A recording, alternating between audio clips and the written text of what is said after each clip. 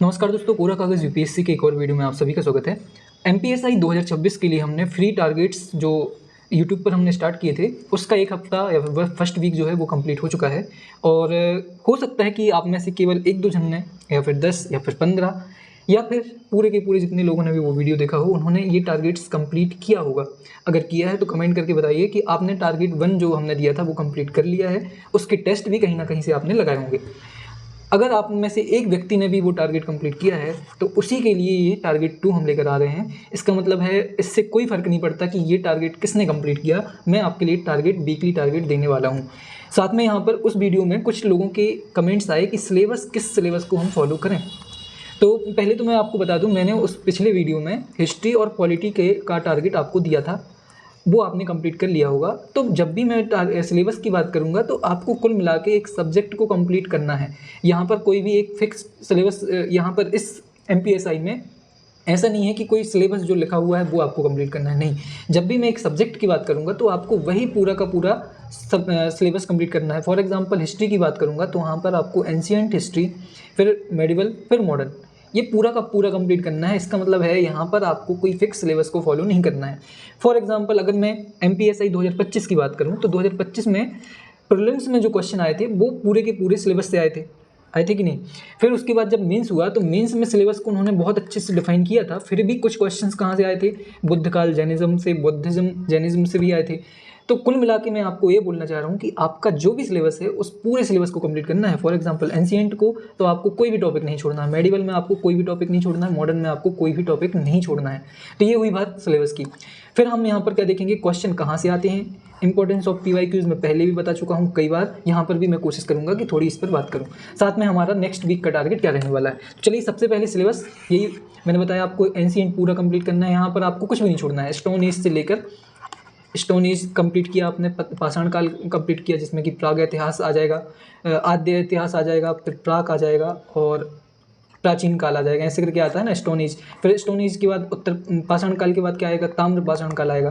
ताम्र पाषाण काल के बाद क्या आएगा आपका आईवीसी, इंडस वैली सिविलाइजेशन आएगा। फिर इसके बाद आएगा आपका जैनिज्म, बुद्धिज्म और मौर्य काल आ जाएगा। फिर उत्तर मौर्य काल आ जाएगा। उत्तर मौर्य काल के बाद आपका गुप्त काल आएगा। गुप्त काल के बाद उत्तर गुप्त काल आएगा या फिर गुप्तोत्तर काल आएगा। तो कुल मिला के आपको पूरा का पूरा कंप्लीट करना है, यहाँ पर कुछ भी नहीं छोड़ना। फिर यहीं पर आपके सातवाहन आ जाएंगे।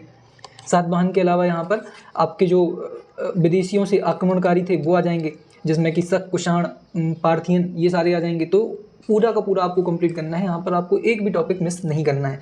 तो हम कोशिश करेंगे कि आपको हर एक टॉपिक का टारगेट यहाँ पर दिया जाए। वैसे इंडियन पॉलिटी में हिस्टोरिकल बैकग्राउंड से लेके आखिरी तक यहाँ पर जाना है आपको, जो भी आपका सिलेबस है।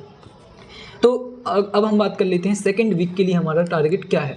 फर्स्ट वीक का टारगेट हमने स्टोन एज से लेकर आईवीसी को पूरा कंप्लीट करने का टारगेट आपको दिया था, जिसमें पूरा का पूरा ये सारे जो भी टॉपिक दिख रहे हैं वो आपको कंप्लीट करने थे।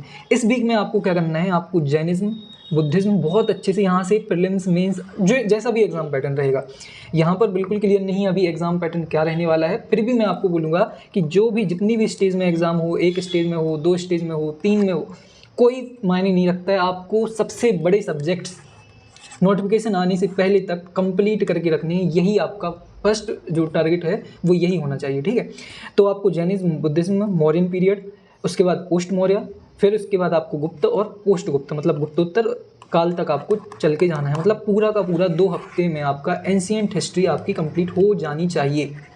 फर्स्ट वीक में आपने टारगेट कंप्लीट किया होगा। सेकंड वीक में आपको क्या करना है, इसमें भी आपको ये सारे टारगेट्स कंप्लीट करने हैं।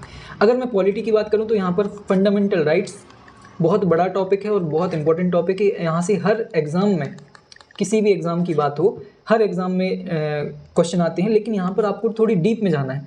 डीप में जाने का मतलब, अगर मैं आपसे पूछूं कि राज्य की परिभाषा क्या है या फिर किस अनुच्छेद के अंतर्गत राज्य की परिभाषा को परिभाषित किया गया है और उसके अंतर्गत कौन कौन सी संस्थाएं आती हैं, तो क्या आप बता सकते हैं? ये इस क्वेश्चन का आंसर बहुत कम लोग दे पाएंगे, मतलब बहुत 1% या 2% लोग इसका आंसर दे पाएंगे। लेकिन फंडामेंटल राइट्स शुरू होते हैं तो पहला ही हमारा क्या है, आर्टिकल है, आर्टिकल 12, जो कि राज्य की परिभाषा देता है। तो आपको क्या करना है, थोड़ी डीप में जाके इन टॉपिक्स को कंप्लीट करना है। फॉर एग्जांपल आर्टिकल 13 जो है उसके बारे में आपको पता होना चाहिए। आर्टिकल 14 में कौन कौन से सिद्धांत हैं उनके बारे में आपको पता होना चाहिए। हर एक टॉपिक को बहुत डीप में जाके पढ़ना है। फिर अगर मैं डीपीएसपी की बात करूँ, नेक्स्ट टॉपिक डीपीएसपी है आपका, फिर फंडामेंटल ड्यूटीज़ हैं, फिर इंटर स्टेट रिलेशनशिप जो कि आपका एमपीएसआई मेंस 2025 का एक बहुत इंपॉर्टेंट टॉपिक था और यहाँ से क्वेश्चंस भी आए हैं। जैसे आर्टिकल 249 से क्वेश्चन आया था, वो यहीं से है। 249 या फिर 250 से क्वेश्चन था, आप एक बार क्रॉस चेक करके बताएं। 249 से था, है ना। तो ये जितने भी क्वेश्चन हैं या फिर जो भी टॉपिक्स हैं, ये सारे के सारे आपको एक हफ्ते में कंप्लीट करने हैं, 7 दिन में कंप्लीट करने हैं। अब आप कैसे भी करें, इसको किसी भी दिन के हिसाब से बांट सकते हैं, आप एक दिन में भी कंप्लीट कर सकते हैं, लेकिन मैं आपको हमेशा बोलूँगा कि आपको हर एक टॉपिक को बहुत डीप में जाके कंप्लीट करना है।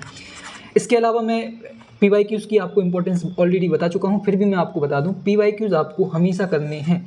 मतलब कभी भी कुछ भी मिस हो जाए, आपका कुछ भी मिस हो जाए, आप पढ़ना भूल जाएं, लेकिन आपको प्रीवियस ईयर क्वेश्चंस पढ़ना नहीं बंद करना है। प्रीवियस ईयर कौन कौन से करेंगे आप मेंस 2025 एंड प्रीलिम्स 2025 दोनों के ही आपको क्या करने हैं, PYQs सॉल्व करने हैं। जब भी टाइम मिले तो आपको क्या करना है, कितनी पेजेस के हिसाब से कंप्लीट करना है। जो मैंने आपको PDF शेयर की थी व्हाट्सएप पर भी, टेलीग्राम चैनल पर भी, उसको आपको कैसे कंप्लीट करना है, उसको आपको कंप्लीट करना है पेजेस के हिसाब से। जैसे पहले फर्स्ट डे में आपने 10 पेज कंप्लीट कर लिए, नेक्स्ट डे में आपको नेक्स्ट 10 पेजेस कंप्लीट करने हैं। ऐसे करके आप क्या करेंगे, आपको समझ में आएगा कि क्वेश्चंस किस प्रकार से MPESB के द्वारा पूछे गए हैं 2025 में। तो ये आपका मेन टारगेट है। इसके अलावा सोर्स मैं ऑलरेडी बता चुका हूँ, हिस्ट्री के लिए आपको 6th क्लास की से लेकर 12th क्लास तक की NCERT कंप्लीट करनी है। लेकिन NCERT 12th क्लास की जो 3 NCERTs हैं, first, second part and third part, इन तीनों बुक्स की लिंक हमारे डिस्क्रिप्शन में है, मैं डाल दूंगा। ये तीनों बुक्स जरूर आपको कंप्लीट करनी है। अब यहाँ से मैं आपको बता रहा हूँ क्या चीज़ें कंप्लीट करनी है। कुछ ऐसे बॉक्स दिए हुए हैं, लंबे लंबे बॉक्स जो ब्लू कलर के हैं, एंड कुछ ऐसे छोटे बॉक्स दिए गए हैं जिनमें परिभाषाएं दी गई हैं, परिभाषाएं, और ये पिंक कलर के हैं। किस वाली NCERT की बात कर रहा हूँ मैं, 12th क्लास की न्यू NCERT की बात कर रहा हूँ। यहाँ पर आपको ये जो बॉक्स दिए हुए हैं, इनको बहुत डीपली कंप्लीट करना है। यहाँ से सीधे सीधे क्वेश्चन प्रीलिम्स एंड मेंस दोनों ही MPSI 2025 में पूछे गए हैं। यहाँ से सीधे सीधे क्वेश्चन यहाँ से, मतलब मैं जो प्रीवियस ईयर क्वेश्चन के मैंने वीडियोस बनाए हैं वो आप जाकर देखिए। जब तक आप वो क्वेश्चंस नहीं देखेंगे तो आपको इनकी इंपॉर्टेंस समझ में नहीं आएगी। बिल्कुल लूसेंट पढ़ना बंद कर दीजिए। 2026 में आपको अपने आप में एक चेंज करना है कि लूसेंट बिल्कुल नहीं पढ़नी है, लेकिन जब आपको फैक्ट्स की बहुत ज़्यादा ज़रूरत हो, जब बहुत ज़्यादा आपको फैक्ट्स रटने की ज़रूरत हो, तब आपको लूसेंट को प्रेफर करना है, नहीं तो आपको NCERT पढ़ने की आदत डाल लेनी है। अब ये मैं इसलिए बोल रहा हूँ क्योंकि मैंने जितने भी वीडियोस बनाए हैं जिसमें मैंने प्रीवियस ईयर क्वेश्चन को कंप्लीट कराया है, उसमें मैंने स्क्रीनशॉट तक डाले हैं और सीधा सीधा क्वेश्चन कहाँ से आया है, NCERT से पूछा गया है।